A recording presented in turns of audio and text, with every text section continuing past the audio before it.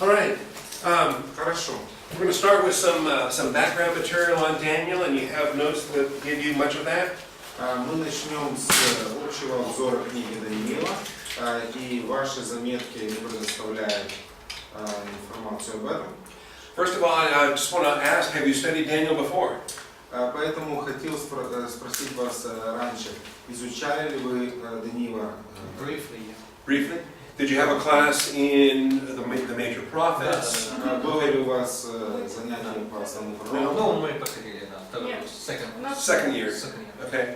You had like an eschatology class or maybe? Был класс по эсхатологии. And was that Lloyd Myers or who taught that class? Эсхатология? Jim Myers. Okay. Jim Myers. Okay, good. Хорошо. Well, then my job's going to be easier. Ну тогда работа будет легче. But this is only two students. Ну, эсхатология, что же это такое? Who's the second year student? Кто на втором году? You're second year. Okay. First year. Okay, good. Хорошо. Have you studied dispensations? Изучали ли вы диспенсации? Да. Second year students and first year students? И No? первый, Only the second year students. Okay. Хорошо. So we should go home. All right. And who taught dispensations? И кто преподавал? Vadim? Robbie Dean. Okay, good. Good. Okay, my job will be easier too. Да, это еще легче стало. Good man. Mark Lesser. What did Mark Lesser teach? Марк что преподавал? Hebrews. Okay. Евреям, жизнь Иисуса. Hebrews, И Life of семью. Christ, and family. Oh, okay. Christian family. Yeah. Okay, good. Хорошо. All right. Well, Daniel is in the prophets, Итак, книга Даниила находится в пророках, the Old Testament prophets. ветхозаветных пророков. Remember, the Jewish people divided their Bible into the law, the writings, and the prophets. И вы помните, что иудеи, они разделяли Библию на закон, Писание и пророков.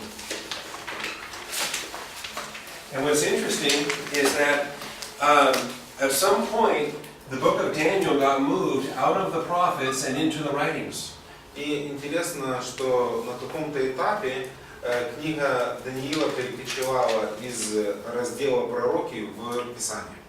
So today, if you ask a Jewish person where the book of Daniel belongs, they'll say it belongs in the writings.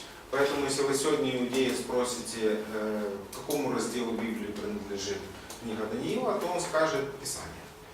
They will not put it with Isaiah and Jeremiah or the prophets. Поэтому они не расположат эту книгу Исаии рядом с Иеремией и пророков.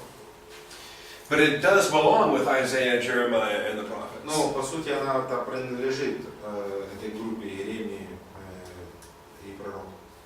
And I think the testimony of Josephus tells us that it used to be counted as one of the prophets in Old Testament times. Я думаю, что свидетельство Иосифа Флавия, оно как раз говорит о том, что эта книга принадлежала пророкам.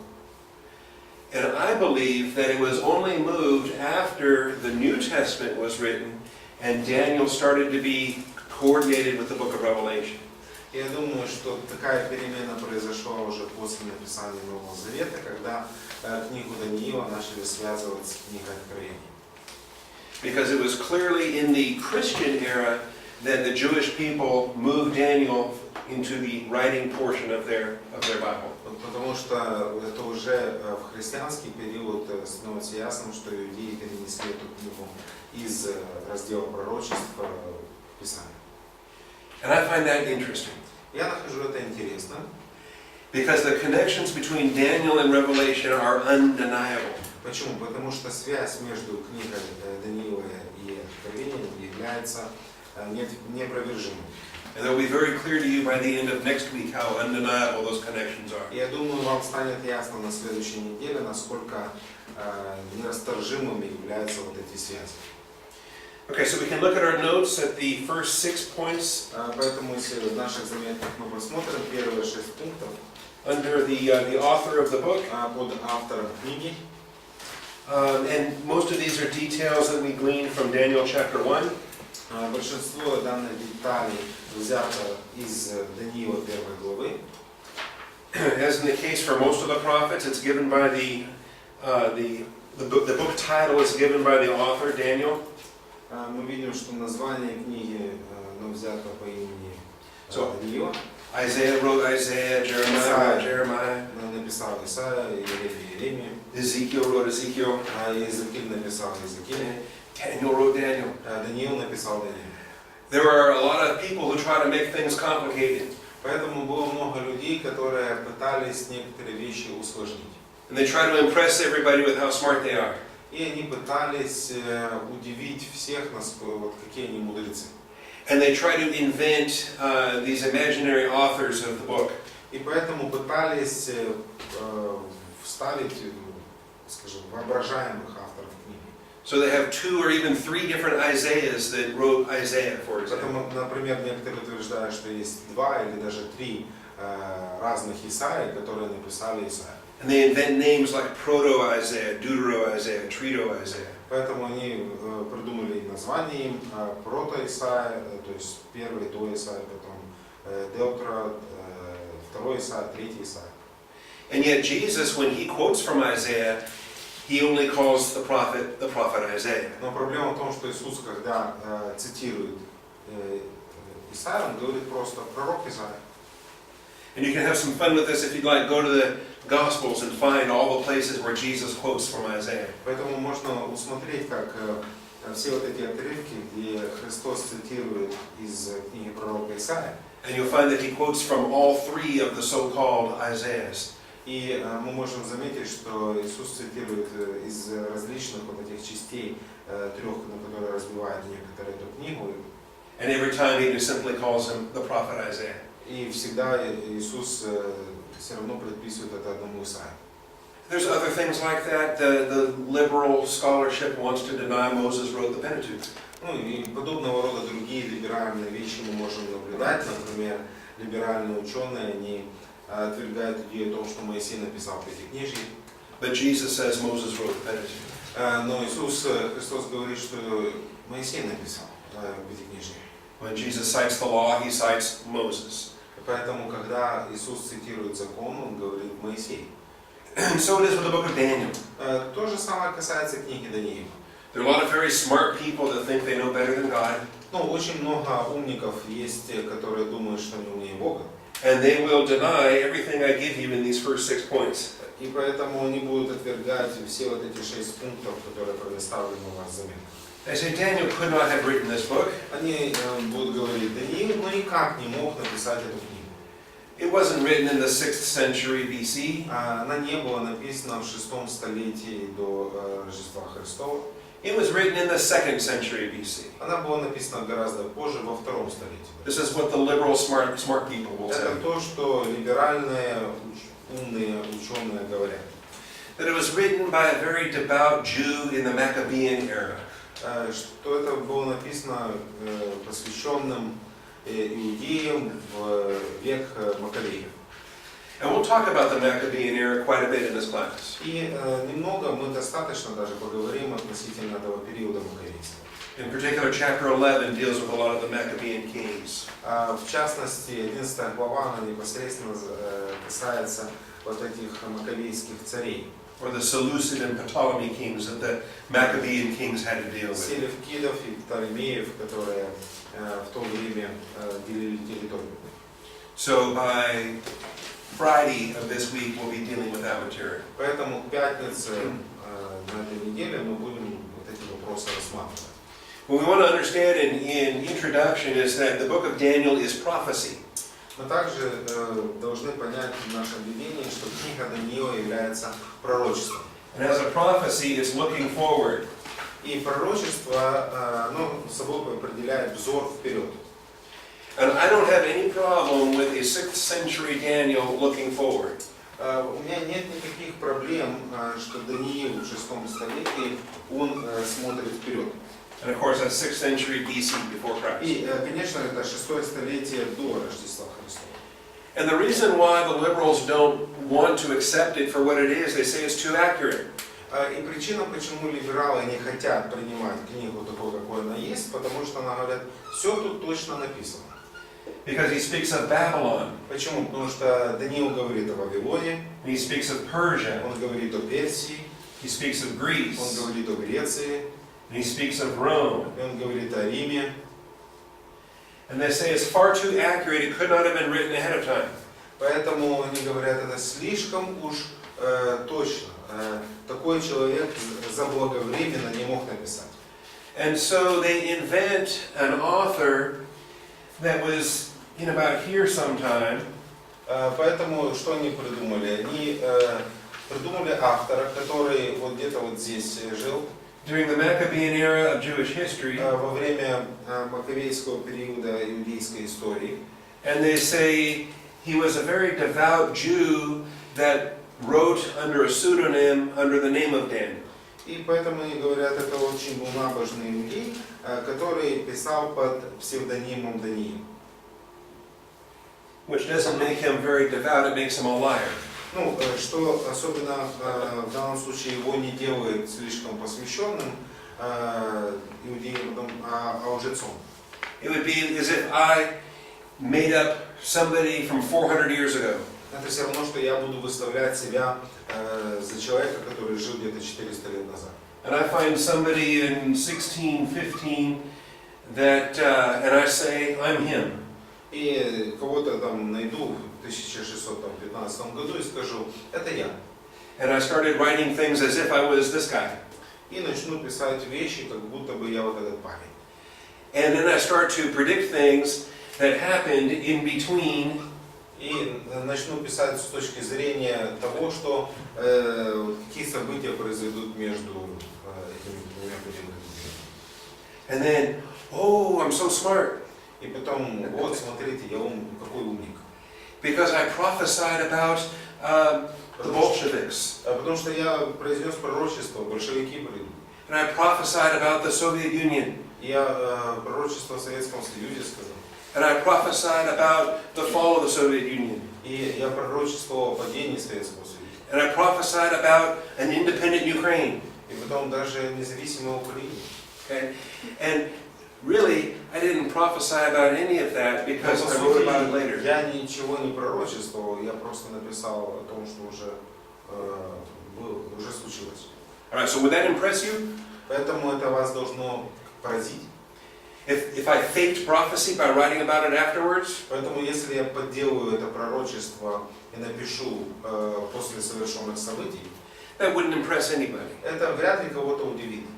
And it certainly wouldn't impress the Jews, И это определенно не должно было удивить иудеев, who took the book of Daniel and put it into their canon. которые взяли книгу Даниила и поставили в канон. The fact is the book of Daniel was in the Hebrew canon before the Maccabean era. Факт заключается в том, что книга уже была в каноне Писания до прихода периода Маковеев. It was in the Hebrew canon early enough to be translated into the Greek Septuagint. И также мы видим, что она там уже присутствовала, так как уже присутствует в Септуагинте, переводе второго столетия на греческий язык. And as we're going to see, the authorship in the Maccabean era, it might answer these empires, but it doesn't explain the prophecy spoken of with respect to the Roman Empire. If you suppose there's authorship here, that might explain the earlier empires, but it does nothing to solve the prophecies that come later. Но даже если утверждать, что авторство книги оно было написано между периодом Маковеев, да, можно объяснить, почему настолько точное пророчество относительно первых трех царств, но как быть относительно римлян? And when Daniel speaks of Rome, he speaks of Rome that we understand historically. Поэтому, когда Даниил, он говорит о Риме, о том Риме, который мы рассматриваем исторически, but he also speaks of Rome as we understand it eschatologically. Он также говорит о Риме, как мы его понимаем, эсхатологически. And what we will see in the process of this week is that Rome has a future. Поэтому мы увидим, что в процессе этой недели, что у Рима есть будущее. And even though we're here in the modern world in 2015 AD, И несмотря на то, что мы в этом современном мире в 2015 году от Рождества Христова, there is still a future for Rome. Есть еще определенное будущее, которое ожидает Рим. And if you ever studied in your history that Rome fell in 476 AD, Если кто-то изучал историю, Рим пал в 476 году. some people prefer 451, Кто-то считает 451. or some people prefer the fall of Constantinople in Или же падение Константинополя 1453, I think. 1453. If I'm wrong about that, I'll find out. I'll fix it tomorrow. Ну, значит, или, может, я ошибся, завтра уточню. I think it was 1453. Ну, я думаю, 1453. In your history classes, you learn that Rome is gone. Rome ended. И в классах по истории вы учили о том, что все, Рим, он канул в лету, все закончилось с Римом. But what we're going to study is that Rome is still here today. Но в нашем изучении мы с вами поймем, что так или иначе Рим все еще сегодня существует. The culture of Rome continues to this day. Культура римская продолжается и сегодня. And the culture of Rome will once again become the political empire of Rome in the future. И эта культура и однажды снова будет политическая империя римская в будущем. Okay? And so because we're talking about Rome historical and Rome eschatological, Поэтому, поскольку мы будем говорить как об историческом Риме, так и об эсхатологическом, then we don't need to have a Maccabean authorship. нам не нужно вот это маковейское авторство. We're just fine with Daniel writing in the 6th Мы century должны BC. быть достаточно довольны тем, что был такой человек Даниил, который написал в 6 столетии до Рождества Христова. And he is prophetically speaking of Babylon, Persia, Greece, and Rome. И он пророчески говорил относительно будущего Вавилона, Персии, Греции и Рима. Any questions on that? Есть ли вопросы по этому поводу? Do you believe that God can tell the future? Как вы думаете, вы верите, что Бог может предсказывать будущее? Okay. Yes. So you believe God wrote the Bible? Поэтому вы верите, что Бог написал Библию? All right. Then you are far better off than those smart liberals that were telling all those lies about Daniel. Тогда вы перешагали вот этих умников-либералов, которые распространяют заумную ложь относительно того, кто написал Даниил. Okay. Let's read the first few verses of Daniel chapter 1. Давайте прочитаем первые несколько стихов Даниила первой главы. We can read the first 6 verses or so. Первые 6, может быть, стихов. In a row? Or how? Yeah. 1, 2, 3, 4, 5, 6. How about that? Да, по стиху. Да, не хватило. За 3-му року царювання Йоакима, юдиного царя, прийшов Навуходоносор, цар Вавилонський, до Єрусалима, та й обрік його. І дав Господь в його руку Йоакима, юдиного царя, та частину посуду Божого дому. І він відправив їх до краю Вавилонського, до дому свого Бога, а посуд відправив до скарбничного дому свого Бога.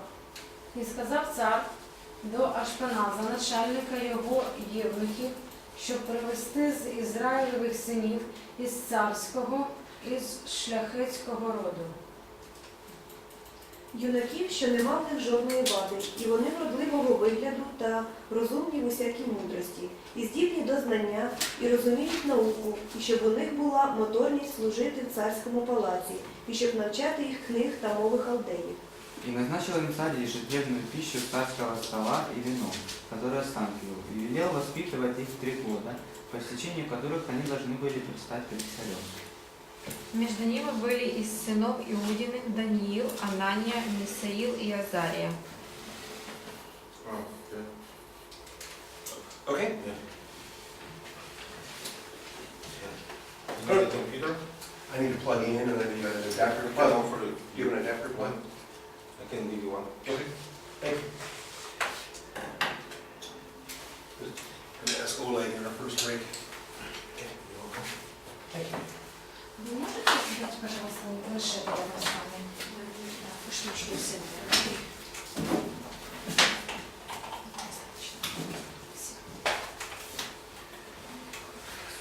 Okay, so these first few verses give us the background for the entire book. Итак, первые 6 стихов, они предоставляют нам общую картину или сцену для всей книги. It's a very difficult time for the Jewish people. Это очень было трудное время для иудейского народа. Their nation is surrounded by enemies. Народ был окружен врагами. In fact, for the Jewish people, 10 of their tribes have already been taken captive. И для иудейского народа 10 северных колен, они уже были уведены в плен. The 10 northern tribes of Israel were swept into captivity by the Assyrians. Поэтому сирийцы 10 северных колен Израиля забрали. And so all that remains in Israel are the 2 southern tribes of Judah and Benjamin. Поэтому только 2 в Южном царстве колена остались, и Иуда и Вениамин. And they have to deal with the threats that are coming from Babylon. И им пришлось столкнуться с теми угрозами, которые шли из Вавилона. And as a part of this, they're going to give up hostages. И как часть этих действий Вавилон брал людей в плен. You understand what the hostages are for? Знаете, зачем заложников берут в плен людей? They are part of the royal family. They're of noble birth, we're told. Ну, написано, что взяли в заложников не всех людей, а элиту. So that means they're family of the Jewish king. Это означает, что семью иудейского царя взяли в плен. Possibly his sons. Вероятнее всего его сыновей. But at the very least, they are members of the aristocracy within the tribe of Judah. Ну, по крайней мере, члены вот этого аристократии, этой семьи иудейских увели. And the purpose for taking hostages is that you are guaranteeing the behavior of your subject king. И цель того, что взяли в заложников эту элиту, заключается в том, что таким образом они гарантировали то, что ты будешь делать то, что мы тебе говорим. It guarantees that you don't rebel. То есть есть некая гарантия того, что царь не восстанет That you're going to против. You're going to pay tribute every year. Что каждый год ты будешь платить трибуты, эти налоги. And you're not going to join sides with Babylon's enemies, mostly Egypt. И ты не будешь заключать союзов с врагами Вавилона, в частности с Египтом. So the hostages form a threat against the Jewish king. Поэтому это своего рода ввод в плен этих заложников, это, скажем, угроза этому царю иудейскому. Make sense? Запугивание. Okay, Имеет смысл. What we're going to see, though, as we read through, is we're going to see that the Jewish king does rebel. Ну, когда мы читаем это и дальше будем рассматривать, мы видим, все равно, несмотря на это, иудейский царь, он восстанет против Вавилона. And he stops paying his tribute. И он перестанет платить налоги. And he forms an alliance with Egypt. И он заключит союз с Египтом. And Nebuchadnezzar will come and he will conquer the city. И Навуходоносор придет и завоюет город. But he will not kill the hostages. Но интересно, что он не убьет заложников. One of the most extraordinary things of Daniel is the fact that Nebuchadnezzar does not kill the hostages. Наиболее удивительная вещь в этом всем эпизоде, что Навуходоносор не убивает заложников. Because by the time the rebellion takes place, Daniel and his friends are already in political office. Почему же? Поскольку ко времени захвата Иудеи, Даниил и его друзья, они уже занимают определенное положение в обществе Вавилона. Удивительно, потому что обычно убивали заложников. So usually they kill hostages. In that case. Yeah. Just as soon as that rebellion starts. Поэтому как только началось восстание, прощайся с сыновьями. И со всеми людьми. So basically all these people who would be taken to the hostages, they would kill. Right. They would all be killed. Because otherwise, then the next time you take hostages, people won't believe you. Почему ты убиваешь? Потому что в следующий раз, когда ты возьмешь заложников, никто тебе верить все равно не будет. You have to kill the hostages. Поэтому, как только восстание, ты мусишь, должен убить заложников. Because very shortly Nebuchadnezzar will go to Tyre and Sidon and he'll lay siege to those cities. Потому что вскоре Навуходоносор отправится в Тир и Сидон, и он возьмет в окружение эти города. And he may take hostages there too. И там, возможно, он возьмет себе этих заложников. And that would do no good if your enemy learns that you're weak and you don't execute your hostages. Поэтому никакого блага не будет, если твои враги узнают, что ты слаб и малодушен. So, for example, Например, my country has a very weak president right now. моя страна, у нас очень такой слабый президент. And the whole world knows that he's a weak president right now. И весь мир знает, что он слабак. Do you know that here in Вы Ukraine? знаете, что он написано в Украине? Yes. Do you know that he says something and then doesn't do anything about it? Вы знаете, что он говорит что-то, и потом ничего не делает. постоянно.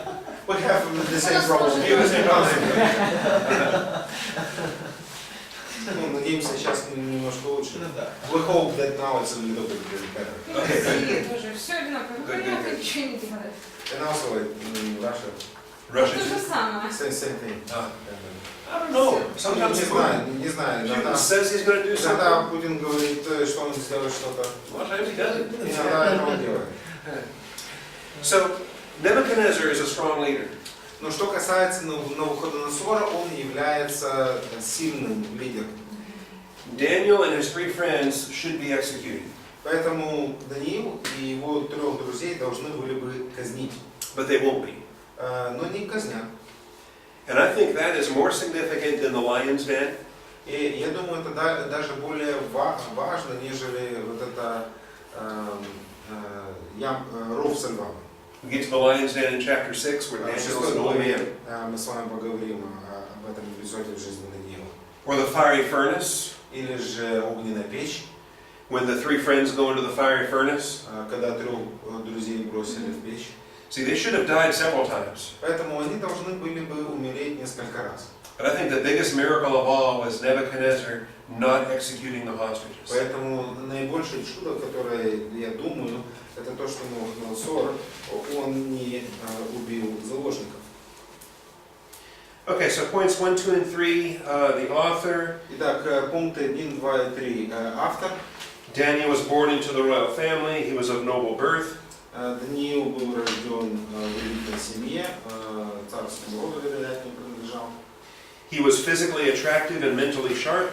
Он был также привлекательным внешне и умен. That was important for political service in that day and age. И в этот период времени и век это было очень важно. He will live for more than 70 years.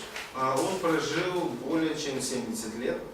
Because he is alive at least as far as 536 BC, according to Daniel 10:1.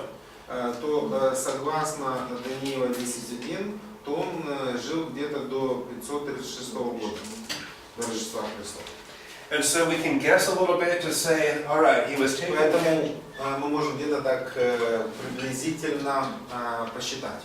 If he was taken captive in 605 BC at 16 years of age, Поэтому если его где-то в 605 году до Рождества Христова взяли в плен в возрасте 16, then he would be 85 years old during Cyrus's 30 years. тогда к 3-му году Кира ему было бы 85 лет. And that's a good enough guess for what we're going to do this week. Поэтому это приблизительно хорошая такая догадка для наших занятий на этой неделе. He might have been 14 or 12 or 10, we don't know. Ну, может быть, ему было 14 или 10, но мы не знаем. Somewhere in that age.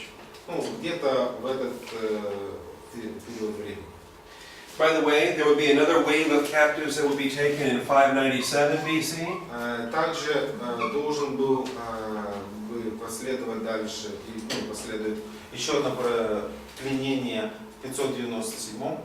A total of 10,000 captives are taken at this point. И в этом втором пленении 10 000 человек будет введено в плен. Among the priests and among the craftsmen. И священники, и ремесленники. Ezekiel was taken captive in this wave. И в этой волне пленения Иезекииль будет уведен в плен. And this preceded the final destruction of Jerusalem in 586. Это предшествует окончательному разрушению Иерусалима в 586 году. А Иеремия когда был уведен? So Jeremiah was taken captive in 597. Oh, when? Ezekiel. Ezekiel. А Иеремия? 596. Jeremiah was never taken captive. Иеремия он не был где. Jeremiah was inside the city when Jerusalem fell. Когда Иерусалим пал, Иеремия был внутри города. And then after that, there were people who took Jeremiah to Egypt. И после этого, через некоторый период времени, Иеремия был уведен людьми в Египет. Because Jeremiah never went to Babylon. Иеремия никогда не отправлялся в Вавилон. Okay. I'm not going to talk about this in this class. Ну, я об этом говорить в данном предмете не буду. But there were 3 departures. Поэтому мы находим в Писании 3 пленения. There will also be 3 returns. И также будет 3 возвращения. Under Zerubbabel, Ezra, and Nehemiah. При Зоровавеле, Ездре и Неемии. And I call those the Zen returnings. Это я называю Зен возвращение. Ну, Зоровавель, Ездре, Неемия. I don't know if Zen means anything in Russian. Я не знаю, что Зен означает, может, что-то по-русски или по-украински. Like Zen Buddhism. Есть дзен-буддизм. Okay, so I call it the Zen returnings to remind me that it's Zerubbabel, Ezra, and Nehemiah. Потому что какую-то ассоциацию имеет, то я это называю Зен возвращение народа Божьего. And studying the 3 departures and the 3 returnings is important when you understand that they are in captivity for 70 years. Вот изучение 3 пленений и 3 возвращений очень важно, если мы говорим о 70-летнем пленении. So that's more than I'm going to get into in Daniel. Ну, это больше, чем мы с вами будем рассматривать Библию. That's just extra for your blessing today. Это, скажем так, бесплатный совет для вас, в качестве для вас. Point 5, under author. Пункт 5. From the testimony of his contemporaries, he was known for his righteousness and his wisdom. По свидетельству его современников, он был известен за его праведность и его мудрость. He is referred to in 2 chapters of Ezekiel. На него ссылается в 2 главах книги Иезекииля. In Ezekiel 14 and Ezekiel 28. В 14 главе и 28 главе. And he is mentioned alongside of Noah and Job as the greatest believers of the Old Testament. И он перечисляется вместе с Ноем и Иовом как величайшие верующие Ветхого Завета. And that's not my opinion, that's God's opinion. И это не мнение мое личное, это Божье мнение. Because God said, even if Noah and Daniel and Job were in Jerusalem, the 3 of them together could not save the city. Потому что Бог сказал, даже если бы Даниил, Ной и Иов были в Иерусалиме, все равно их праведность не спасла Иерусалим. So that's pretty high praise coming from God to be ranked as the top 3 believers in the Old Testament. Поэтому, я думаю, это очень высокая похвала быть перечисленным в тройке лучших праведников самого Бога.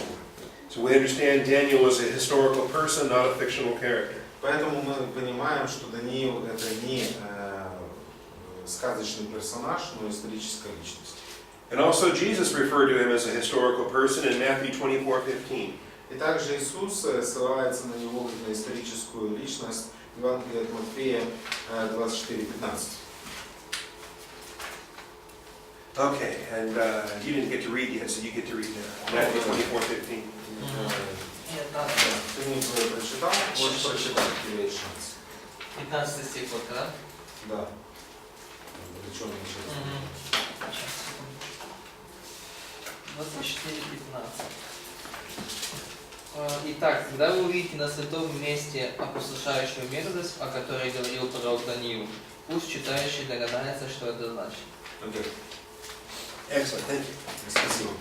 So Jesus spoke of Daniel the prophet as a historical person. Поэтому мы видим, Иисус, он говорил о пророке Данииле как об исторической личности. It's also important to note that when Jesus spoke that, it was 33 AD. Поэтому важно заметить, что когда Иисус говорил об этом, это был 33-й год от Рождества Христова. And the abomination was not yet happening. И важно заметить, что вот эта мерзость запустения, этого еще не случилось. The abomination was future still from Jesus' lifetime. Поэтому с точки зрения Иисуса, вот эта мерзость запустения, это было еще часть будущего, а не прошлого. Just keep that in your thinking when we talk about the abomination in chapter 9. Поэтому помните об этом, когда мы будем говорить об этой мерзости запустения в Daniel chapter 9, yes. Да, Даниила 9 глава. And also the abomination of Daniel chapter 11. И также о мерзости запустения в 11 главе Даниила. Because there's a whole lot of liberals and smart people. Очень много либералов и умников. And they want to put the abomination in 167 BC. И они хотят утверждать о том, что это уже имело место быть в 167 году до Рождества Христа. They want to take the fulfillment of Daniel with Antiochus Epiphanes in the Maccabean era. Поэтому они хотят связать, что это произошло мерзость запустения при Антиохе Епифании в этот год. It can't be right though, because Jesus said it hasn't happened yet. Ну, так быть не может, потому что Христос сказал, это еще часть будущего. And Jesus came after Antiochus Иисус, как Epiphanes. мы понимаем, он жил после Антиоха. So again, you and I are going to be smarter than those smart people. Мы с вами можем быть умнее умников. Because we're going to trust in God who writes the future. Почему? Потому что мы доверяем Богу, который устрояет будущее. All right. Also, literary form. Также, что касается литературной формы. Daniel and Revelation are going to be important for us to identify the literary form of apocalyptic literature. Поэтому важно для нас определить, что по литературной форме книга Даниила относится к апокалиптической литературе. The form of literature is important to recognize, or you will misinterpret certain things. Важно признавать ту или иную литературную форму. Почему? Потому что в противном случае будет склонность неправильно истолковывать некоторые вещи. We want to understand the difference between, for example, poetry and narrative prose. Например, мы хотим понимать разницу между поэзией или прозой повествования. That if we read poetry and we confuse it for narrative prose, we might misinterpret a passage. Поэтому, если мы читаем поэзию и путаем это с повествовательным отрывком, мы можем неправильно истолковать текст. Likewise, we want to understand a parable. Так же самое, если бы мы, например, рассматривали притчи. We want to understand a proverb. Или как нам понимать поговорку. Or allegory. Или аллегорию. There are a lot of forms of literature in the Bible. Поэтому Библия содержит в себе много разных литературных форм. And understanding the form you're reading becomes important to interpret it.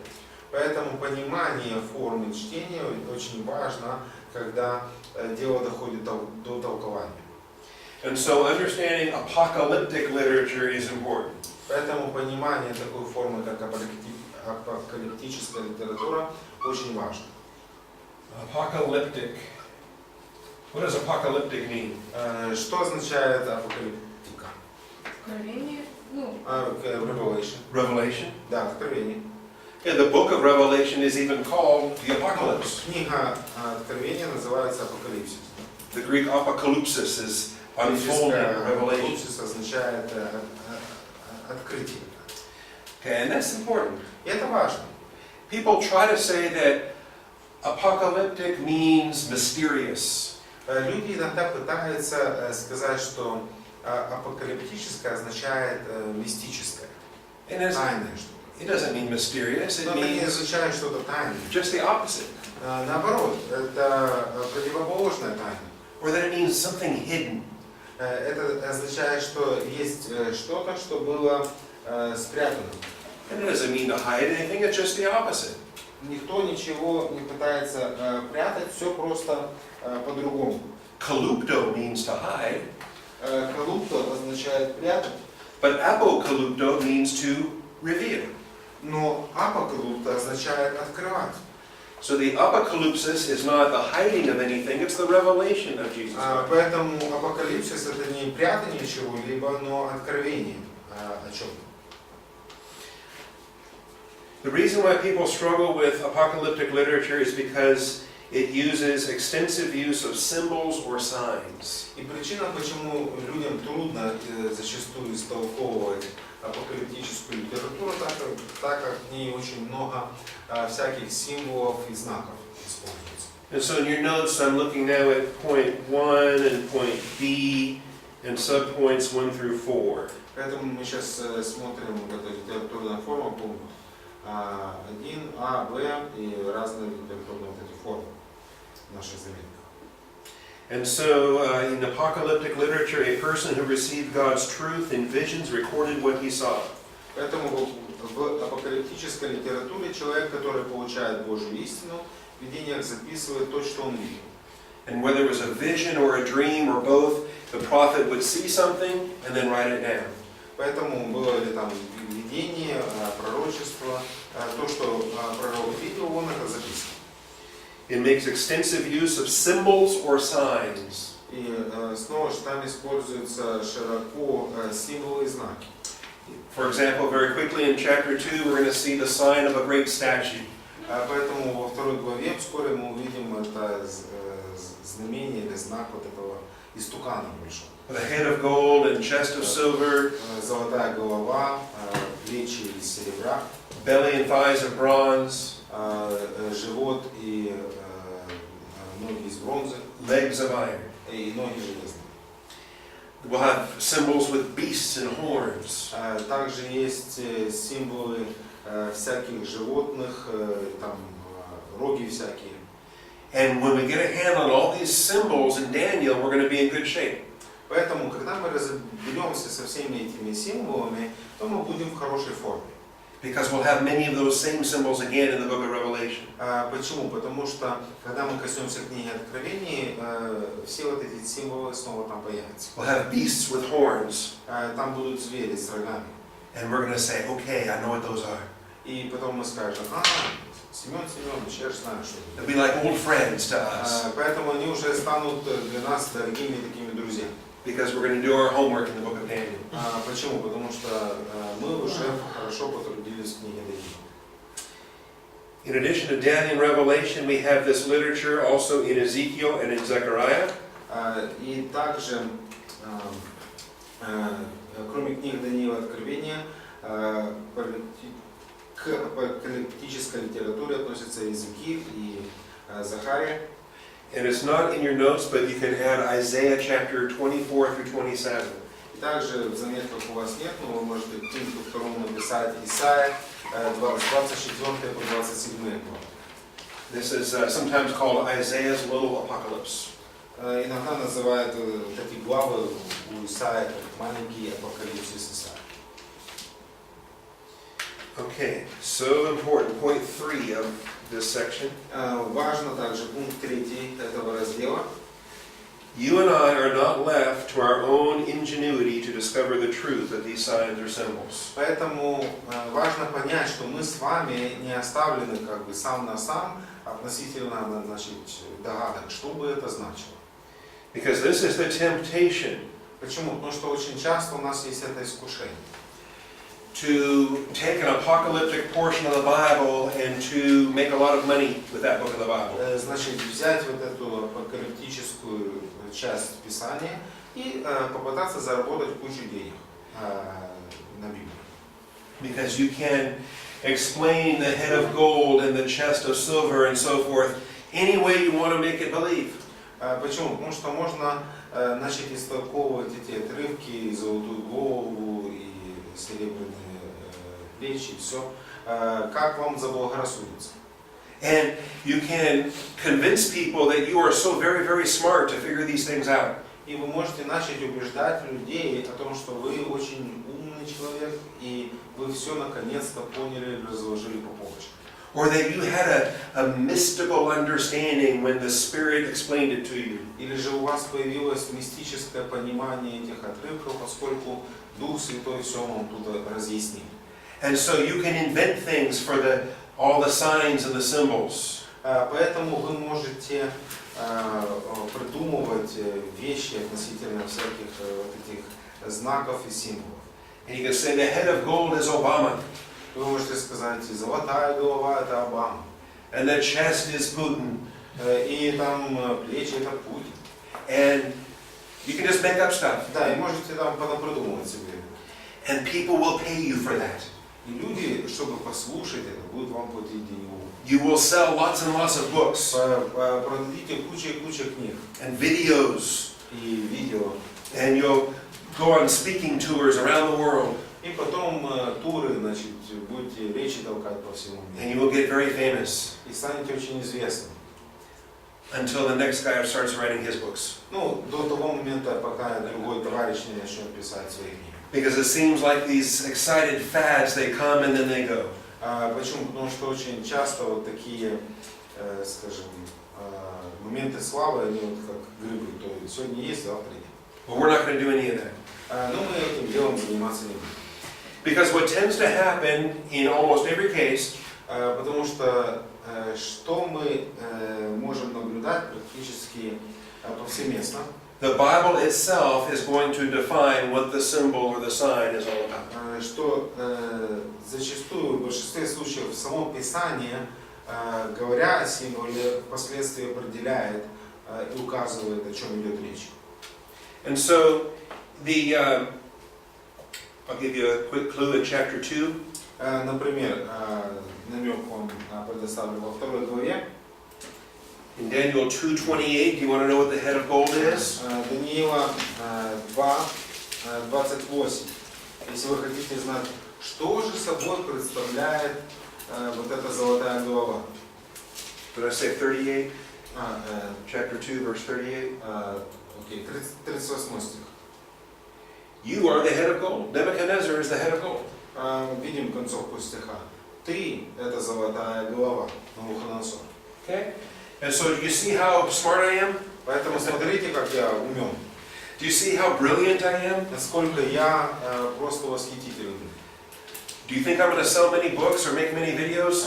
Вы думаете, что я теперь смогу продать много книг и видео? It's too easy. Just read what the Bible says. Ну, это очень легко. Нужно просто прочитать то, что Писание говорит. The signs and the symbols will be explained. Поэтому вот эти знаки, знамения, они все будут пояснены, объяснены.